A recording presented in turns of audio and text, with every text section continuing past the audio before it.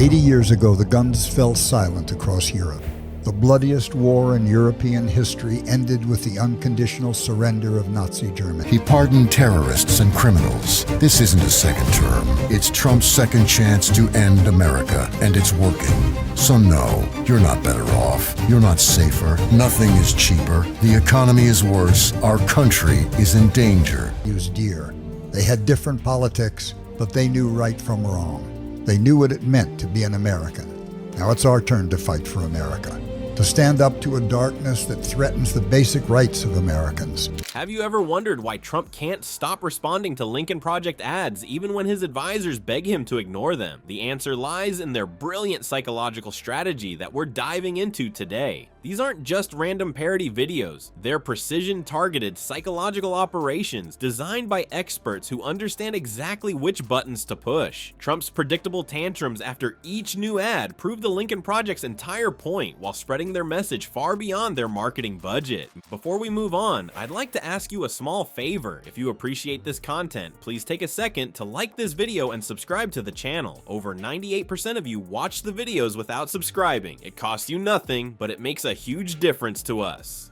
So, did you click the subscribe button? Great. Thank you so much. Now, back to the video. Ever wonder how a simple ad can make a former president completely lose his mind? The Lincoln Project has figured out the perfect recipe for Trump trolling, and honestly, it's kind of amazing to watch. These guys aren't just making funny videos for kicks. They're using calculated psychological tactics designed by people who understand Trump's fragile ego better than he does himself. Think of them as brain hackers who found all the cheat codes to Trump's head. The Lincoln Project team includes former Republicans who worked alongside Trump. They know exactly which buttons to push to make him explode. His appearance, his masculinity, and his terror of being called a loser. It's like they have a detailed map of Trump's ego that they study like generals planning a battle. This was good versus evil, and good won.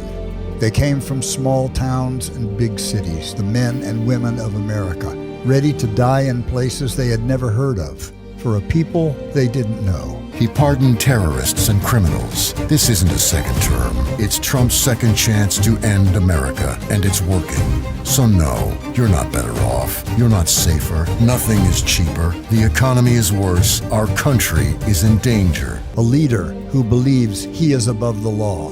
No one is asking us to charge across a bloody beach. All that's asked of us is that we remember the greatest generation's legacy and prove we're worthy of their sacrifice. Their newest ad, Grumpy Trumpy, shows Trump as an angry orange Oompa Loompa having temper tantrums when he doesn't get his way. It's a double whammy, hitting both his weird orange skin and his emotional instability at the same time. The cartoon version has an exaggerated pout and tiny hands that make him look completely ridiculous. Then there's Donnie Diapers, which shows Trump sitting on a golden toilet wearing an actual diaper while rage tweeting. Talk about a brutal attack on a man's dignity. This one masterfully hits all his insecurities at once. Not very manly to be portrayed as a literal baby throwing tantrums. Both ads use humor as their secret weapon. They make people laugh at Trump, not with him. This creates a painful gap between how Trump sees himself, strong, powerful businessman, and how others view him, whiny, orange, diaper-wearing man-child. And return to their home soil and into the grieving arms of their loved ones. 4 U.S. service members defending our interests and alliances in Europe perished last week. He was dear. They had different politics, but they knew right from wrong. They knew what it meant to be an American. Now it's our turn to fight for America, to stand up to a darkness that threatens the basic rights of Americans. When American troops perish in the line of duty, the remains are treated with the greatest honor and quiet dignity. They are placed aboard special Air Force transport planes.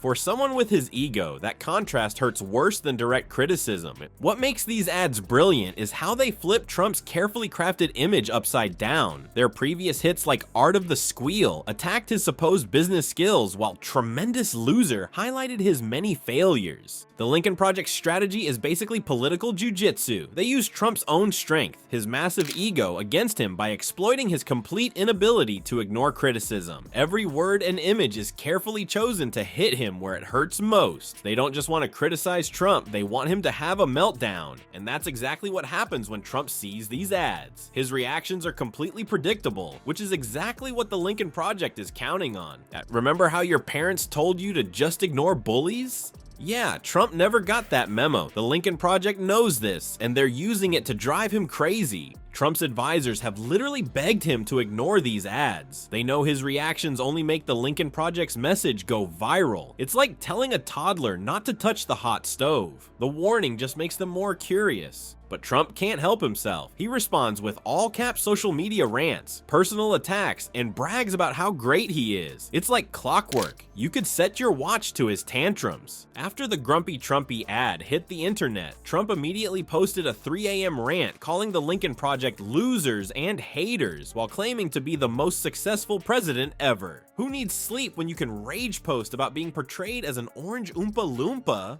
Not up to Elon Musk. That's your data, your social security account, your tax return, your student loans, your VA health records. But Elon has cracked the code. He is now inside the agency. 80 years ago, the guns fell silent across Europe.